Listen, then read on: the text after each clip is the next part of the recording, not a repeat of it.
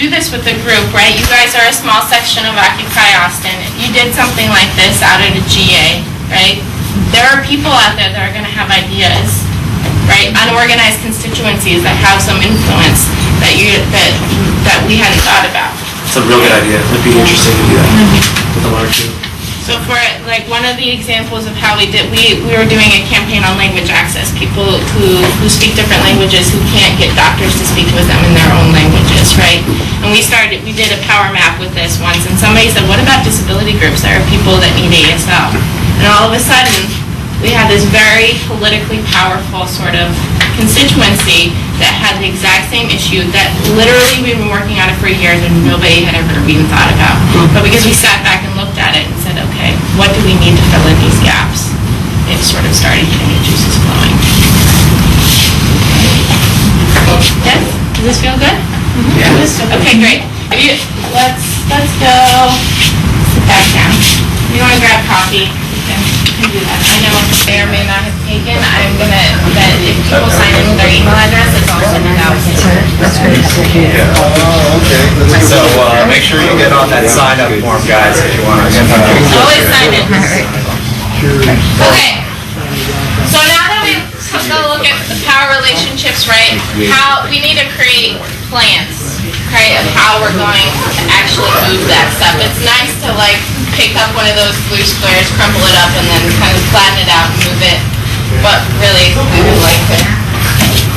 We gotta figure out how that actually happens in real life. So this is something that happens a lot of times. People, I know when we talk to leaders, when people do personal work plans, people are like, we don't have time to plan. Sometimes you feel like you're having meetings to have meetings to have meetings, and nothing really feels like it's going down. But campaign planning is at the core of how we measure if we're actually being successful. And if we have an effective campaign plan, we can sort of detail where we think we're going wrong. So, this is a little video about why we should be doing campaign planning. And like I said, there is one profanity in here, so please, if you're offended, you should close your ears for a moment. But this is a comedian. His name is Lee Campion. You know the difference between the good and the evil in this world, the caring? Oh no.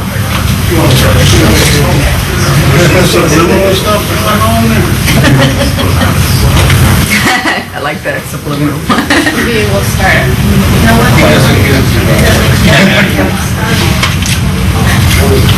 You know the difference between the good and the evil in this world, the caring and the selfish, the Mel Gibson circa Lethal Weapon and the Mel Gibson circa Apocalypto? The difference is that bad people have plans. They always have plan. Good people don't have plans or missions or agendas. They just stumble through life thinking we'll all treat each other right if given the chance. Evil people have dry erase boards and PowerPoint presentations and iPad apps to keep track of just how the evil's coming along, whether it needs a course correction, because this quarter's evil is 3.5% lower than last quarter's. Good people don't have PowerPoints. Good people have donuts and word jumbles. For example, the billionaire Koch brothers funded a politician, Scott Walker, to become governor of Wisconsin. They knew that when he became governor, he would fake a budget crisis and he would act like it was the biggest budget crisis to ever hit the planet Earth. He would then pass a law that would destroy collective bargaining, the linchpin for unions. Hidden in that same law would be a provision that allows the Koch brothers to buy state-owned utilities for almost nothing with no oversight. Both these things would make insane amounts of money for the Koch brothers. And on top of that, without union donations, very few Democrats would be able to get elected against the billions in corporate donations going to Republicans. With mostly Republicans winning elections, the Koch brothers would be able to purchase more and more of America. Now that's what I call plan. So that's what the evil people were thinking. During all this time, what were the non-evil people thinking? Man, do I like ravioli. Especially in cream sauce. If I work an extra hour at the shop, I bet I could buy 2 cans of ravioli instead of just the Uno. That's what they were thinking. Bad people have plans. We don't have plans. I don't have a plan. You don't have a plan. Your plan was I'm going to watch internet videos. Meanwhile, Halliburton's plan was to cause a military coup in the sovereign country of Eritrea, a place neither you nor I ever knew existed, but they know because they also have maps. They have dry erase boards and maps. I'm just saying the good people on this planet are never going to get the upper hand until we get some office supplies up in here.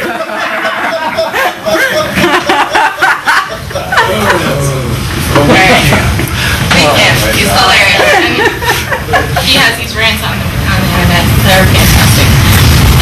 But it's true, right? Like sometimes, like when you think about the ways in which the banks, especially, have cornered every market that they possibly can. They suck every single penny out, right? And it's because they have these incredibly intense plans, right, of how they're going to do that, how politically they're going to win the motivation to be able to do that, how they're going to take 2 cents off somebody's paycheck because it's going to be able to invest somewhere else. It's going to be able to do this. Like, I mean, sometimes we think about meetings and the way in which we do productive meetings, and people get a little burnt out from planning. And I think in groups like Occupy and small community organizations that we work with, it can become something of a lower priority list, right? People are busy, we're doing this on our own volunteer time, which I believe is the most important reason why we need to take the time to plan.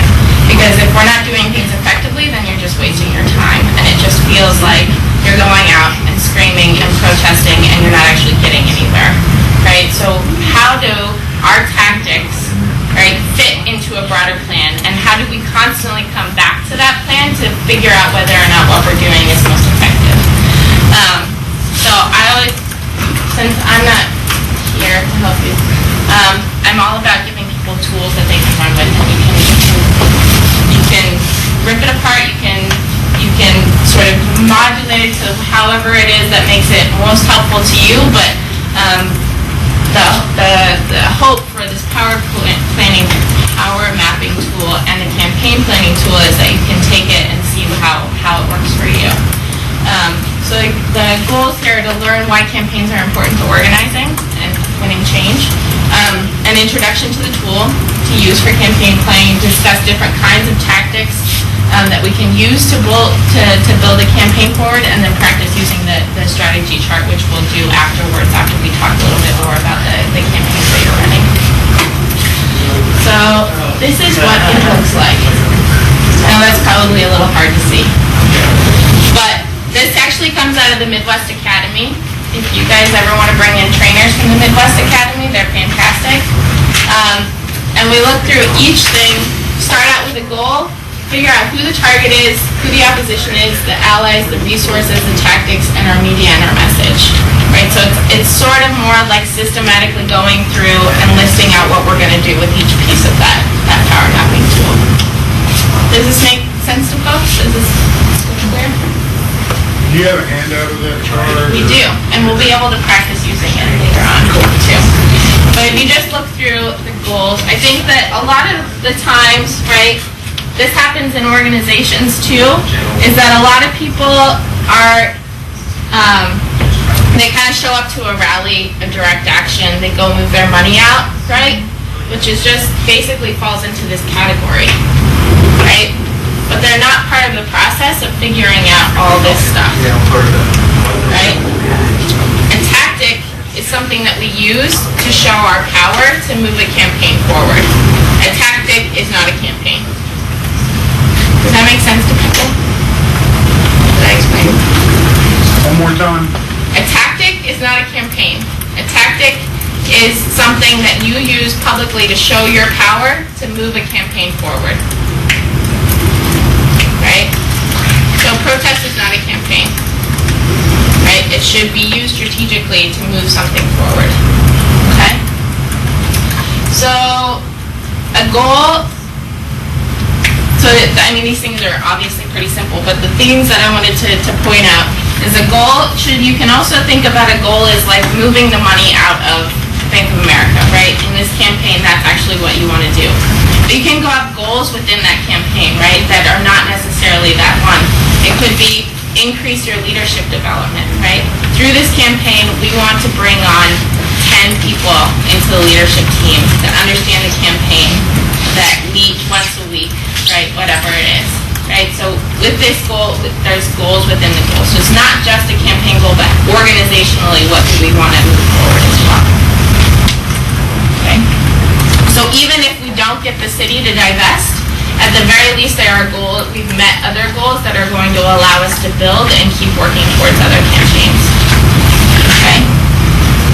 Your decision making and your targets, right? So if we think about targeting banks, right, or a legislative campaign, we can think about, okay, we're targeting Bank of America, but we're not in New York City, we're not in Charlotte, so we're not gonna be able to go beat down Brian Moynihan's door every single day. So what are the secondary targets that we can do? There's regional CEOs, which I believe Bank of America is based in Texas as well. They have homes, they have churches, they have people that they listen to, and they can make decisions that can go up to the top, right? There's also bankers associations, right, or lobbyists. Like Bank of America or Chase may not have anybody in Texas, but they sure as hell have somebody in the state legislature doing their agenda for them. Who is that person? How do they get paid? What is the firm that they work for? Who else are their clients? You know, so it's a matter of there's that blue square, and then there's also all the people that come under that who influence that blue square. So always think about targets not just as Bank of America, not just as Chase, not just as Wells Fargo, but who are all the people that influence and represent them that you have local access to. Make sense? The opposition, right? Who are they and how can we neutralize them? With the banks, a lot of problems that we found is some of our well, I should say, before Occupy Wall Street came along, our opposition was the narrative, right? That Wall Street is some benevolent provider of economic growth and we should all just allow them to do whatever they want because they know what to do with the economy and we just do. So a lot of people have been trying to neutralize economists that believe that. They show that the banks are paying them to do this research. It's, showing the research that more and more people are not actually benefiting and the economic growth is not actually happening, right? How do you neutralize those arguments? I had a friend who, she's taking economics in college right now, and she was all like, oh no, the 1%, they'll stop spending and stop investing in the economy if we tax them. I was like, you think the 1% are the only people who invest? I mean, what about the middle class? I mean, they invest in actual things that we need, not in another yacht. So I was like, wow, that's amazing. Education. Right. So the opposition can also come in the form of a decision maker. It can also come in the form of the media. It can come in the form of anything. So to really list out who those oppositions are and ways that under each one of them, how you neutralize those folks, right? So if it's a decision maker, you can say they're siding with the big banks because they just got a whole lot of campaign contributions, or because his wife sits on the board of, Bank of America somewhere. The amazing thing that the banks, like I said, are just the target that keeps giving. Like they have their grubby hands in everything, and anybody that's doing their bidding, you can show a change so easily if you just do a little bit of digging. Our allies, who is for us, right? How do we build our power? There are lots of people out there who agree with us, so how do we all come together? That's always easier said than done, I know, but really thinking about digging deeper beyond just the unions, beyond just community organizations, faith groups, like who are those folks that are with us and how do we get them on board? How do we